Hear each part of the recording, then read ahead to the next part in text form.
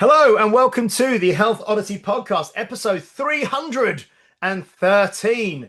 And today, Pete and I are catching up because Hello. I'm not sure when you will be listening to this, but it is kind of like it's the end of our summer holidays. So I know that we have been releasing podcasts every single Friday, but a little spoiler alert, what we did before we went away, we recorded kind of a few. So we had some to release while we were on our holidays. And we have been away and we are now back. And we're going to have a little catch up because there's so much to cover from the summer, basically, or the few weeks that I think it's been 3 weeks that we haven't seen each other. I was away for a couple of weeks. Pete was away for a couple of weeks. There was kind of an overlap week in the middle. So we're catching up. And there's stuff that, yeah, we've got to talk about relating to the podcast that came out, that we recorded before we went away, stuff that's been happening since we've been away. And yeah, it's just going to be really good to catch up. But first of all, I have a review to read out from Apple Podcasts. So I want to say a massive thank you to Mr. Pete Cohen, who was actually a guest on the podcast a couple of weeks back. And if you've not listened to that episode, I really, really invite you or, suggest that you go back and listen to it. Very, very interesting, very, very inspiring podcast with Pete, who is a thoroughly interesting guy. But what he said was, love it. What a fantastic podcast. I've been fortunate enough to be a guest on it, and I would highly recommend it to anyone that's looking to get healthier, stronger, and well. So well done, Pete. Thank you for that. And thank you for being a fantastic guest as well. I will be reaching out to Pete to see if he would like any merch from the Health Oddities online store. So maybe a hoodie, sweatshirt, t-shirt, something like that. Won't be wearing a sweatshirt or a hoodie at the moment in the UK because we are still, like Pete said, down in Bath, 34 degrees. I think we're definitely in the 30 degrees plus in Essex as well. But yeah, thank you, Pete. And anybody who is listening, if you've been listening for a while and you haven't yet left a review on Apple Podcasts, please do. We're up to 31 5-star ratings now. So thank you to everybody who's left reviews, and thank you especially to Pete Cohen. So thank you, Pete. I've also got a shout out to Ian, who I met up with for a coffee. So Ian left us a review a while ago. He's up in Whitley Bay. Oh, is Ian the kettlebell? He's No, he's up in Whitley Bay. He left a review. He leaves lots of comments and stuff on YouTube and what have you. Does he leave them as Ian though? Oh yes, Ian Kettlebell North. That's why. Yeah, that's probably him. Yeah. Yes. Yeah. I knew it was something to do with kettlebells. Yeah. Yeah, and he's got a t-shirt. You sent him a t-shirt. Yeah. But he's in Whitley Bay, and that was where we were staying. So I just messaged him and went for a coffee with him on the first Monday when I got there. So Excellent. He was a great guy. He used to be in the RAF. Now works behind a desk, but he's got a garage gym at home, and he puts money away every week and all that. And then when it builds up, he's like, "Well, I'll buy a rack, or I'll buy a bar, or I'll buy this or that." So he was just really good. He's done a PT course and all that sort of stuff, but he doesn't do it for a living. But he trains himself and what have you. So yeah. So shout out to Ian because I know he'll be listening. And that's fantastic. And I know a coffee in his local coffee shop, and it was lush. Excellent. And I know we'll probably come on to this later, but I know that you've bumped into a number of former Health Oddity guests and listeners when you were up in Scotland at the Dinny Day. In fact, we might as well talk about it now because we're I there. Also randomly bumped into one of the Walk and Solves members in a town called Drimmen in Scotland, which is the first stop on the West Highland Way. So it starts kind of near Glasgow and then walks up and it goes up to Port William, where Ben Nevis is. And she just posted up and said, "Oh, I like something about being in Drimmen," and I was like, "Oh, we're there." And I didn't meet her, but I ended up bumping into her in the local spa. So, how are you doing? It was amazing. I love stuff like that. That sounds like we were a few years ago when we went down to Cornwall and Devon a couple of summers ago now. We randomly bumped into a Unique Results member in Tintagel, where yes. I remember you saying the supposed birthplace of King Arthur. We were just parked the car, walking through Tintagel in Cornwall, and so that looks like Kate, Oh, okay, yeah, really totally random. Didn't know she was going to be there. But yeah, so the Dinny Day, fairly recently, a couple of weeks back.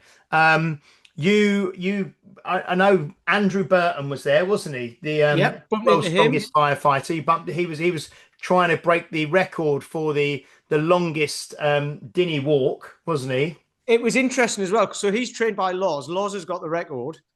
Um, Andrew tried it. Apparently, so Ben Bradbury was there as well.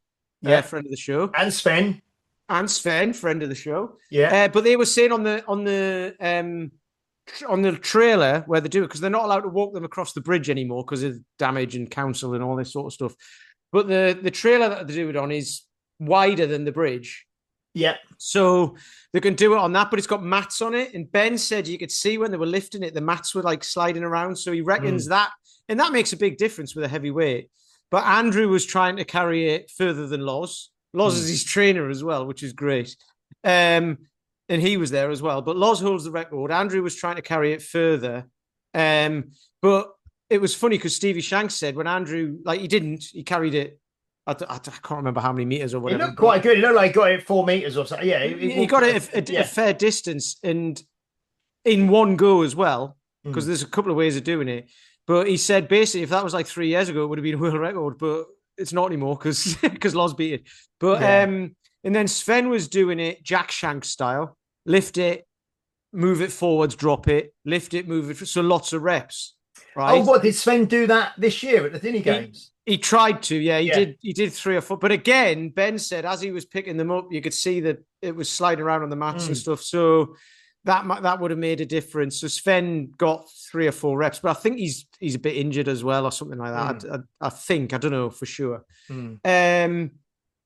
But yeah, so that's 2 different ways of doing it, because obviously with that, you can't stop and have a rest. You've got to, there's a certain time you can't have like 30 seconds off and then pick it up again. Yeah. So that's how Jack Shanks did it back in the day. He carried them across the bridge like that. So those are the couple of ways of doing it. And arguably, I was going to say, like, surely picking it up and putting it back down again would be easier, but it's not. It's a lot of reps rather than just picking it up and walking with it. So both of them are hard, really hard.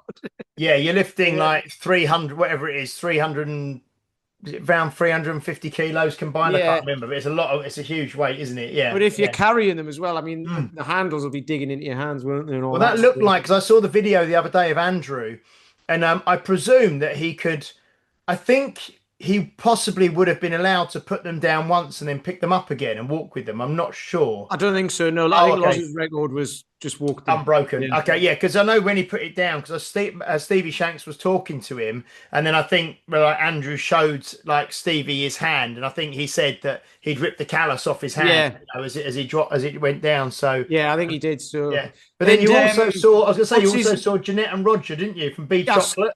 Yeah, B Chocolate. So she was there. She had a stand there next to Luke Stoltman. So she was loving that.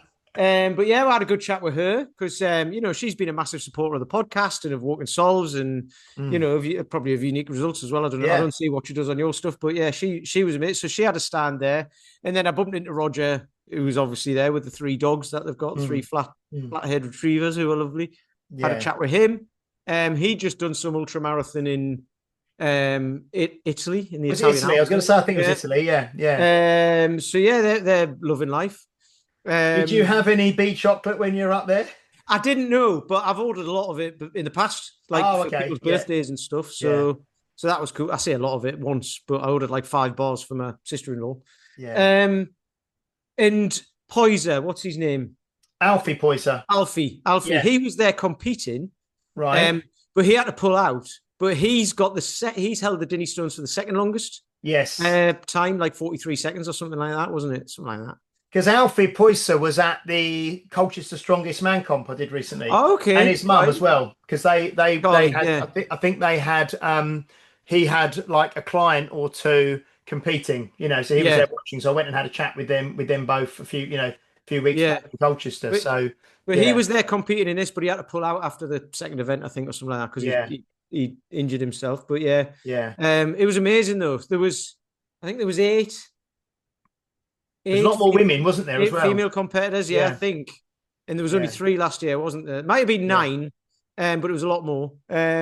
lots of fellas competing as well. It was great. It was it Did was you amazing. try and get your arms right round Luke Stockman this year? I didn't know because you weren't there, and I'm not that brave.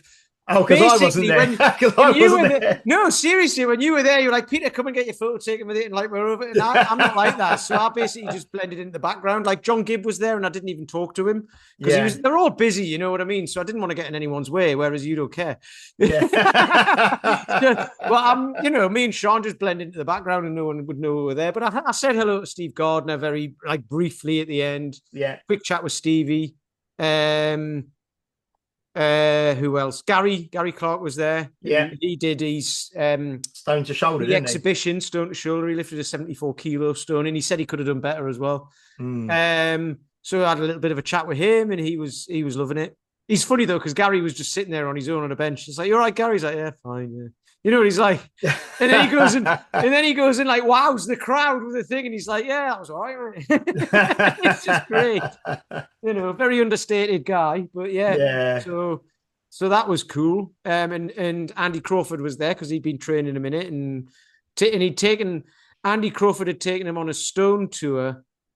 Yes, I've In seen that. Scotland, Yeah. and he said he thinks that's the first adapted stone tour there's ever been. So that was Yeah. cool. So yeah, No. Oh, it's honestly, brilliant. And I've been seeing some stuff recently. Obviously, I mean, it seems that it was a long time ago now that we initially did it, but we are kind of backers, VIP backers of the Stones 2 documentary. yes. And I've been seeing quite a lot of stuff recently from James from Maximum Iron that he's now kind of started, filming again and he's up and running, isn't he? He was there. I Oh, didn't say yes. hello. I Yes. didn't speak to him either because he was basically filming everything, and I didn't Yeah. really, I didn't want to I didn't want to get in his way.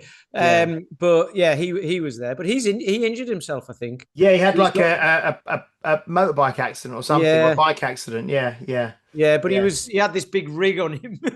Yes, this Going kind around of looking big steady crazy, cam thing that you can carry around. Yeah. yeah, it was great. Because So was it yeah, I your didn't get. saying? But you're saying, was it your saying? Was it called Shy Bands Getting Out or something? Was it? Yeah, Shy Ben's getting out. Yeah, Yeah, because that's your saying inspired me to not to just go up and ask people things, and you don't do it yourself. But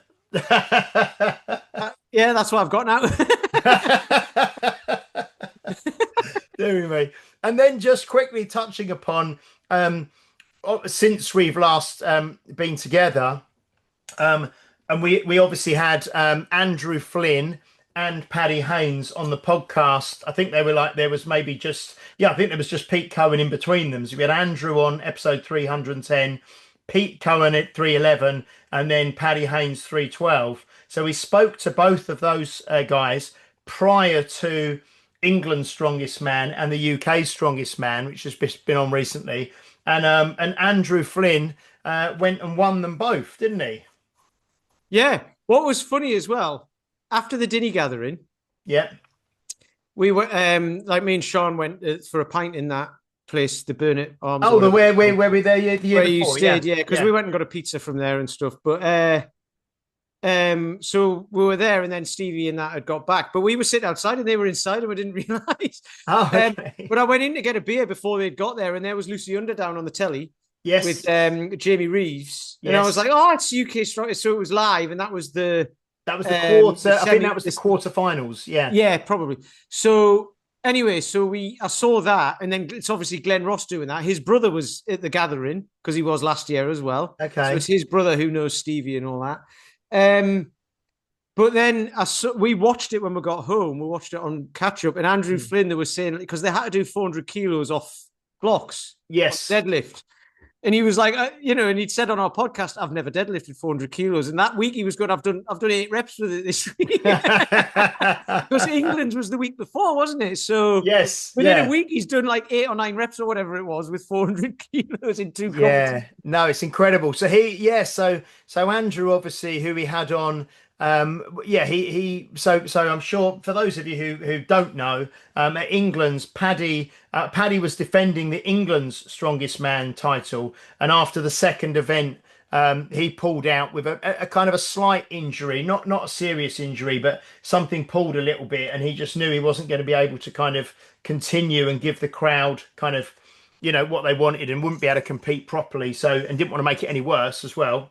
Yeah. So So Paddy pulled out, and Andrew really dominated that competition. He did so well, and like you said on the podcast, he said he'd never deadlifted 400, and he won the deadlift on that event because he did 3 reps with 400, and then 1 rep with 360 on the deadlift, which gave him the event win.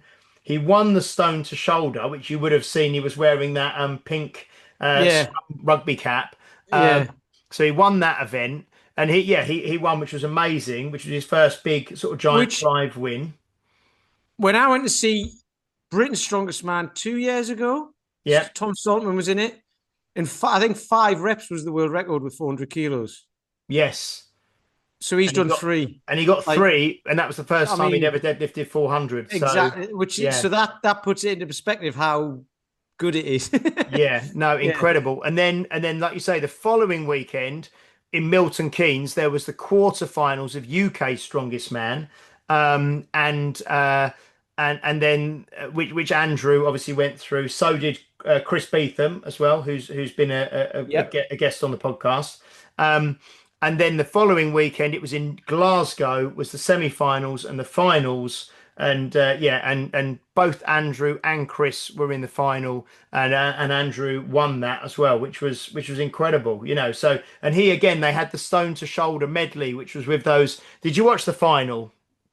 Yeah, with those dragon stones, the kind of oval, like the egg sort of looking stones. And he Yeah. again won the pink, wore the pink scrum Yeah. cap, and I think he won that event as well. So yeah, Yeah. Yeah. really, really good. Yeah, I mean, he dominated, didn't he? Basically, the last event, he just had to finish, and he was, well, didn't even yeah, have to. Anyway, he just, yeah. yeah, We're going to do great. that in the car park on Sunday, actually, because it was a Ford Ranger they used because they'd obviously got them from like the local Ford place, you know, that it was all logoed up. So I've got a Yeah. Ford Ranger. So in the car park, Guillaume and myself at the weekend are going to do the loading the sandbags into the truck and then push the truck. You know, they won't be as heavy sandbags as they were doing. I think they had 100, 110, and 120 or something like that Yeah. sandbags, and then Yeah.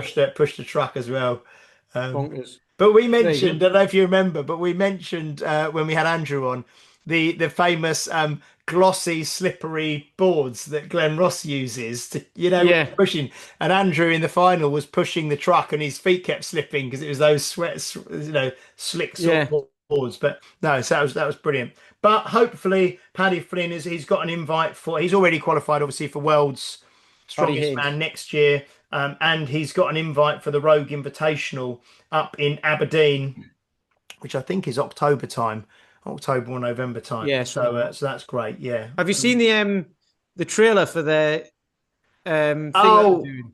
the thing he's doing with Gavin Bilton Gavin. and So Ben Glasscock as he well. goes like, "This is Gavin Bilton, Wales' strongest man, or whatever." He goes, "I'm Paddy Haynes, England's strongest man, and this is Ben." Yeah.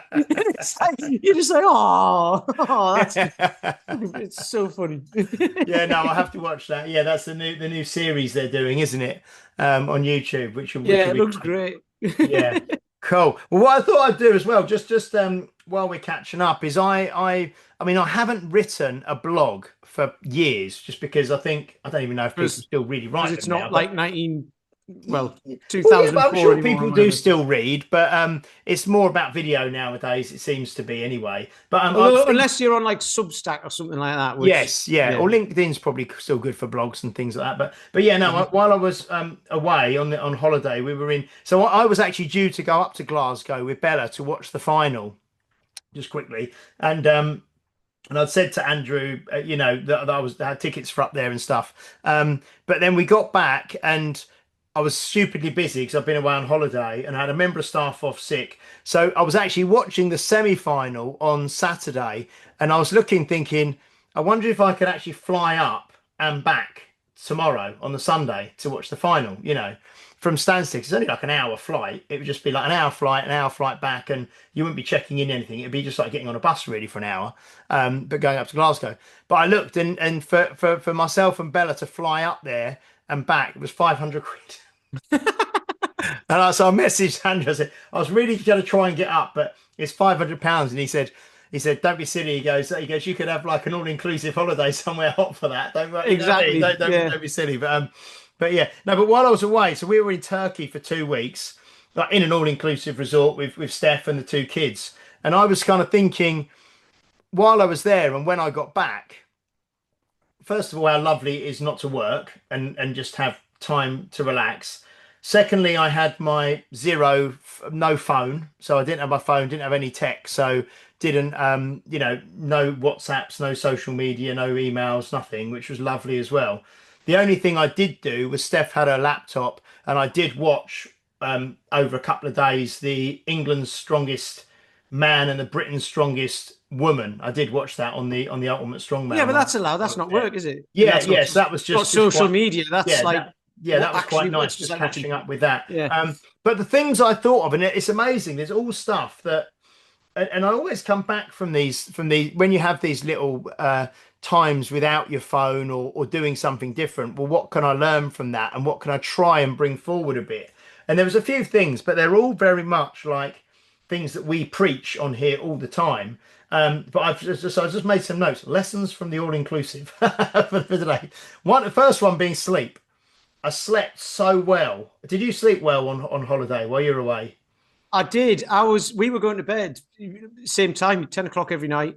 Because Yeah, we've been walking mountains and stuff or doing whatever. So it would be 10 o'clock at night. And I was getting up at 7 in the morning because yeah. I was waking up and I was like, right. So Sean would stay in bed. I'd just get up and make a coffee, Mm, have a coffee, and then take Sean in a coffee like an hour later or whatever. mm, Um, because she's off work for 6 weeks because mm, she's in education. So and she's out all day and she's more in it at work than I am because I can have mm, time off during the day. So I was just getting up and doing that. And then by the time she got up, it was like, right, let's have some breakfast and chill. We mm. just chilled out and then went and did some stuff. So yeah, slept Yeah. really well. So yeah, the sleep was the first thing. I had loads and loads of sleep. We were going to bed early. And I was sleeping in later actually than I normally do because you had lovely air conditioning obviously going on and Yeah. and We didn't blackout. need that Yeah, in yeah. Scotland. Yeah, we certainly needed that. Yeah, so you didn't need that up in Scotland. No, we basically had a break from the sun in the dry. It was lovely. It was windy and wet. So yeah, so really good sleep with kind of, like blackout curtains and air conditioning was gorgeous. The next thing was because the reason I thought of these is because when I came home, I'd been on an all-inclusive holiday for 2 weeks, and I lost about 1.5 kilos, and which is about 3 pounds for our kind of American cousins. And my body fat level was down a touch, and my muscle was up a touch as well. And I just thinking, well, why was that? What did I do? And it was kind of like loads of like low level movement throughout the day. So just you're constantly in a swimming pool, you're in the pool, you're out the pool. I was going for like walks. We were really near to this like really ancient kind of town with all like an old like Roman amphitheater and loads of pillars and ruins and stuff like that. So just walking regularly and just low level movement throughout the day, which I've been talking to lots of members about who kind of not that it applies to either of us, but when you're sitting on a desk all day for 8 to 10 hours and then you do like a hour training session, doesn't quite kind of uh, undo the 8 to 10 hours you've been sat down. But if you do like you're just moving around and walking to the shops, Yeah. walking back, walking the dog, walking back, doing a little bit of training, that low level movement throughout the day, I think is really underestimated. I would also say if you weren't training, you've had 2 weeks of recovery, which you need every now and then, don't you? Like periodization or whatever. Yeah, well, I was It just depends because people talk about periodization for your average person at work and that. And it's like they periodize anyway, naturally, because they're not yes. like training like super hard, Mm, you know. But for you, I'd say you train hard, you're doing strongman mm, stuff and all mm, that. So your body's it's getting recovery, but mm. you need a longer bit of longer recovery, don't you? Yeah, and I Like think that's once a why I year or really whatever. love the sleep as well. But I did. I Yeah, mean, I did. The next thing was I did actually train 6 times over the 2 weeks, but it wasn't like training. It was like in the hotel gym. So there was a few machines, some cables, and it was kind of like just ticking over, doing a little bit. It wasn't yeah, anything serious that was kind of tiring me out. It was very much more like just get the body moving for 45 minutes. You know what I mean? It wasn't anything, no deadlifts or squats or heavy stuff. yeah. Yeah. So here's what's funny. On the first week of ours, we were in Whitley Bay, and then we went up to Scotland to the Dinny Gathering and what have you, in the Boyne Highland Games. Mm, So we were walking across the beach and stuff, so it's flat walking. and I felt like I start actually the belt line of my Yeah. of my boxes started to fold over in a week, right? Because we're having a couple of beers in the evening, we had a pizza, we went out for dinner with my brother. So I basically just let it go. And I was like, I'll do Mm. whatever I want this week. Mm. And then the following week, when we were walking the mountains and that, it reversed because Yes. Yeah. I was eating slightly less. We were still drinking beers and stuff like that, but I was eating less. But we were out walking for like 5 hours a day up and down hills, Mm. which makes a difference. So it actually averaged out. So I was the Yes. I opposite to mean, you. And I yeah. was training in the middle as well, apart from at the end because we did 5 days in a row of mountains. So I was like, Knackered. I don't have to train. Yeah, yeah. Well, But yeah, that's that kind of constant, like, and I know it's, and even, I mean, that would be hard. That would be hard for me, and it'd be hard for most people walking up mountains, 5 hours a day. But for you, I'm not saying it's easy, but it's more in your wheelhouse, isn't it? But so for you, it yeah. would be classed as kind of fairly low intensity, just movement all day. You know what I mean? Or I wouldn't is say it that. tough? It's Okay, not easy, but no. and I wouldn't. I'd love to do it all the time, but doing 5 days in a row we don't usually do as well, and that was hard. Mm, But it cancelled out the week before because usually what we do is over a couple of weeks we'd do a couple of mountains and then a couple of days off and then a couple of mountains. It didn't work like that this time, but mm, so we'd usually average it out. mm, Um, but no, it was just interesting having a week of just walking along the beach and stuff like that and eating what I wanted, and I could feel already. I was like, I don't like the way this is going, mm, But I knew it was going to stop, but mm. it was just one of those things. Yeah. Yeah, it was very And weird. then the next thing I wrote down is routine and structure. So it's with the kids as well, like I mean, I didn't tend to eat breakfast in the mornings just because I don't normally anyway, and I don't really feel like eating in the mornings. I went maybe 2 or 3 times out of the 13, 14 days, whatever it was. But we went to lunch kind of the same time. If we were going for lunch, we went to dinner the same time. We tended to go to bed at the same time. You know what I mean? Because of the kids, it's important having that structure. And that was really important. I mean, there's so much food there, but the thing that I wrote down was, that prioritized protein that we talk about all the time, Yeah, that when there's an abundance of food there that you can just eat whatever you want and as much as you want. I was just going up and straight away, right, what's the kind of the protein today? Do you know what I mean? And it was lovely because it's all cooked for you, obviously, but you got like big, fresh, tuna cooked for you, or chicken yeah, or lamb or pork or beef or whatever it is, prawns, whatever. Just eating loads and loads of protein. Um, I did drink a couple of beers every probably couple of beers most evenings, and but they were kind of like two halves, of like this out yeah, less, this like so. So I did have a couple of drinks in the evening when we were sitting like watching like the kids disco or the entertainment or whatever. So that was quite nice.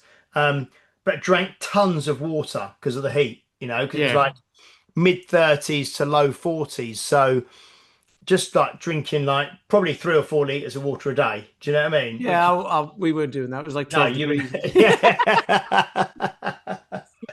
Um, and the other thing was getting sunlight, getting Yeah, low didn't get plenty any of of sun, that. vitamin D. And you weren't doing that either, no. We basically had an exactly opposite experience. What I But was one going to thing, say, yeah, go what I on. was going to say is basically you've got to an all you eat, but all you can eat buffet and done it the wrong way. People are like, avoid your fillers. You've got to get as much in as you can. You have this stuff where that allow, you know what I mean? Have you seen that Yeah. before? Oh no, but it's Yeah. that. What's that program? But I did because I was eating the high value foods. The Yeah, proteins. exactly. Well, they Yeah, fill you yeah. up quicker, you see. Yeah, yeah. But I wasn't drinking. But the thing that's so funny, I was going to tell you about, and I spoke about it.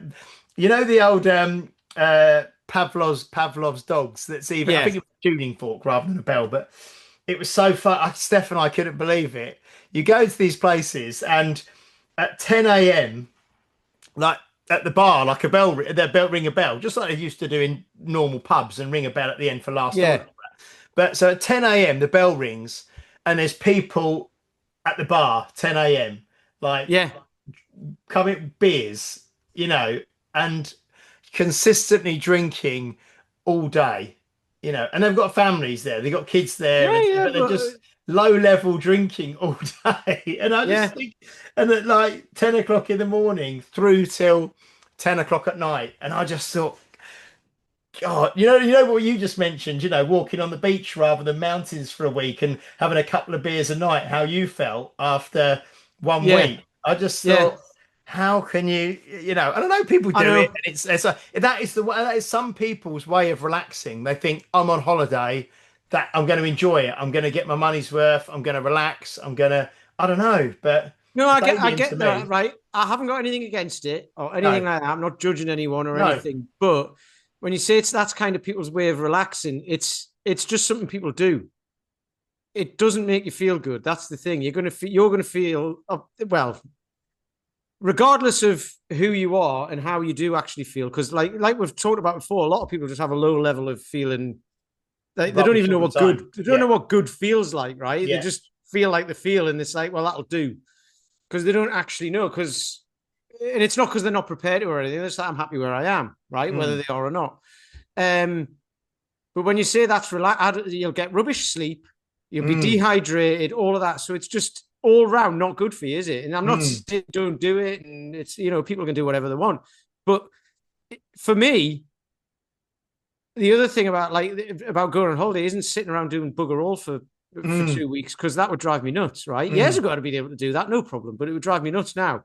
But if I have a holiday and I don't come back feeling refreshed, like I came back off this one, I've had a busy week this week and we've done loads. Mm. And there's been a lot of stuff. I'm dealing with HMRC as well, which is quite stressful. So it's like it's been all right. I've just let it flow. Everything I Mm. talk about, I'm like, just let it go, let it go. But if I'd have been drinking all holiday and all that, I'd have come back and I'd be knackered on Monday morning when I got back to it. You know what I mean? So And you would have felt rubbish, wouldn't you? yeah. So I think It's I think when people go away, they think I'm just going to do that. I, I think people think this. I don't know whether they do or not, but I'm just going to do that, and then at least I've had 2 weeks off.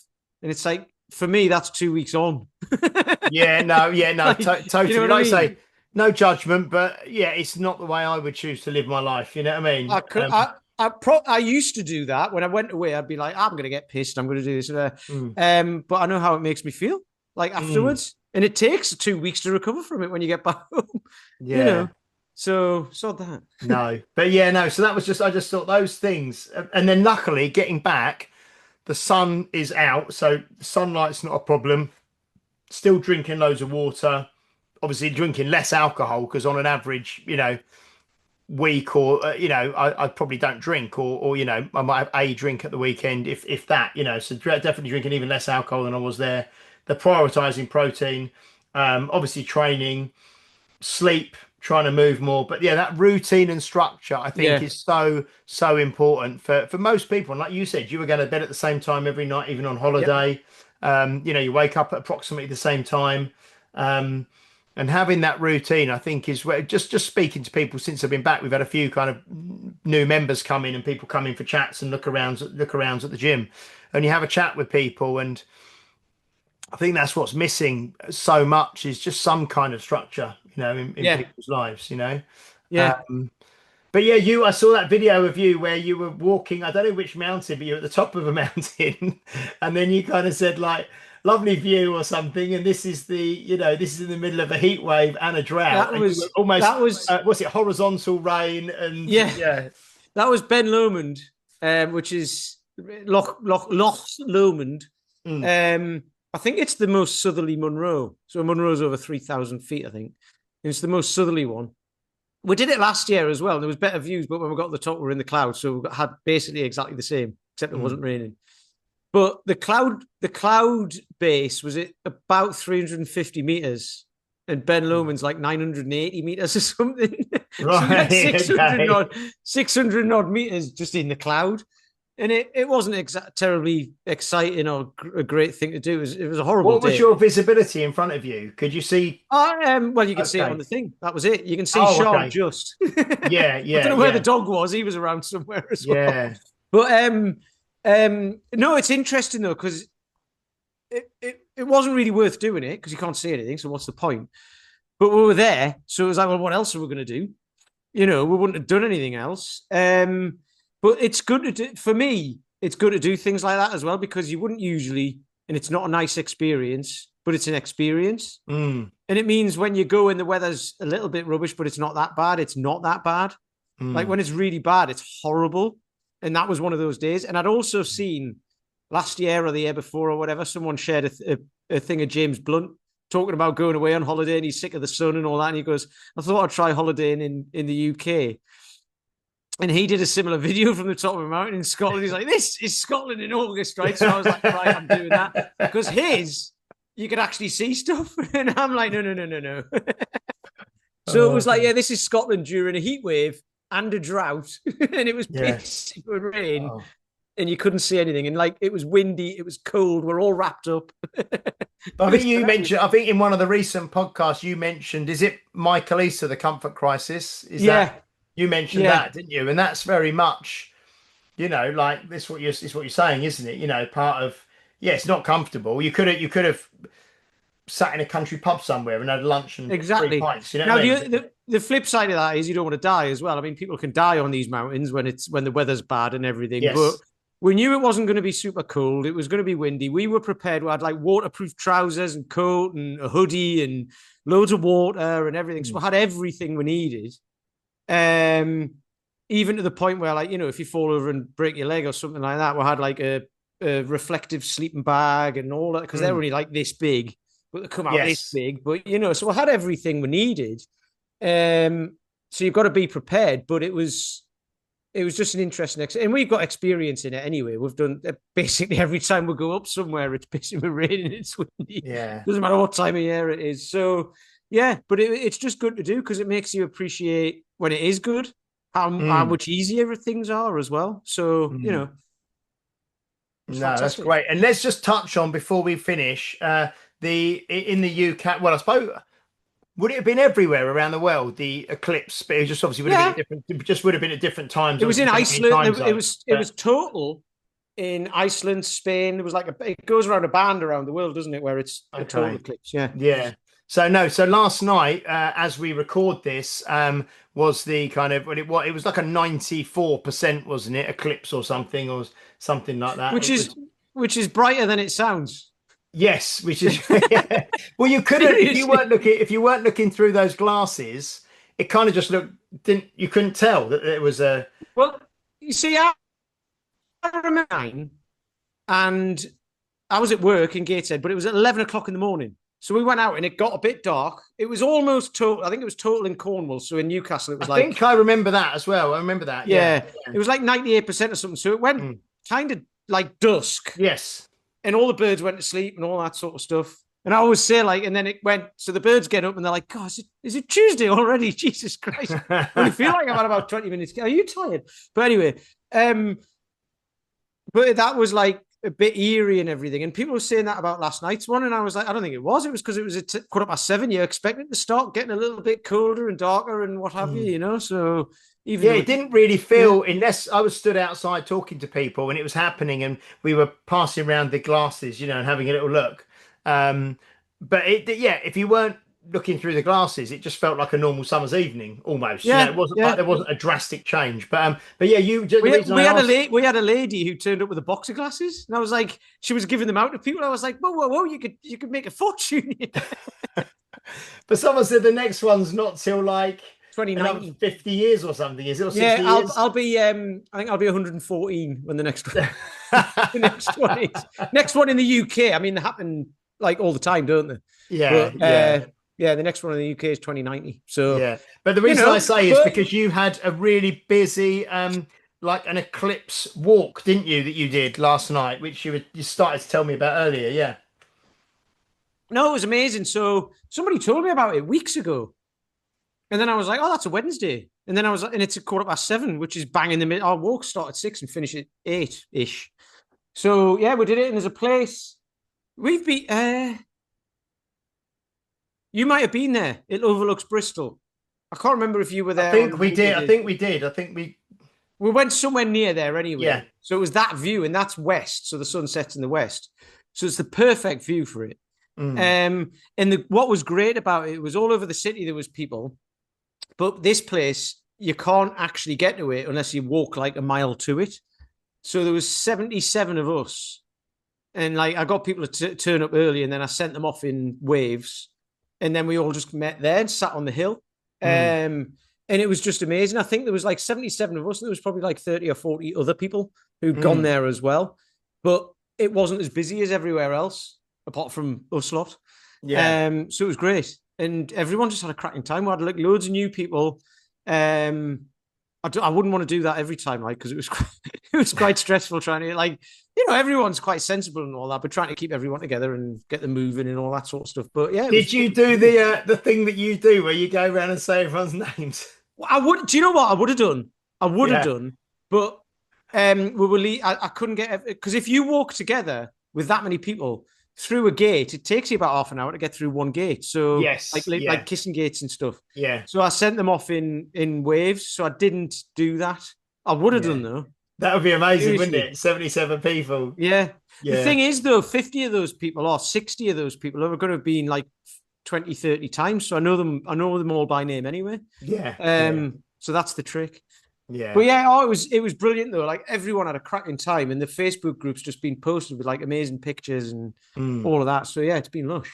Excellent. It was a good Excellent. experience. There was a guy there with a drone as well, um, like taking photos and stuff. So Mm. one of the guys came over to me and said he said he'll take some photos of us if you want.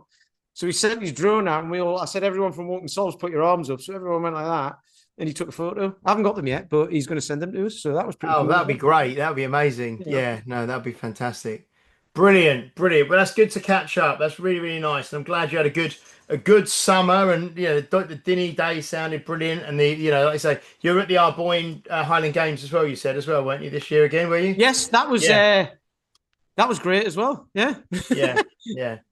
It's just all Fantastic. around good. It's great. And now we're all back. We're back. We're back from holidays. We're back to work. You're back in Bath. I'm back in Essex, and we are going to be back, obviously, every single week again with you releasing these podcasts. So thank you so much for watching, listening. Please do like, share, subscribe, and do leave a review on Apple Podcasts if you can for us, and do give us a follow on YouTube or subscribe on YouTube as well. Thank you for that, Pete. You're welcome. And we will Thank see, you. and we will see you all next week for episode 314. Until then, bye bye.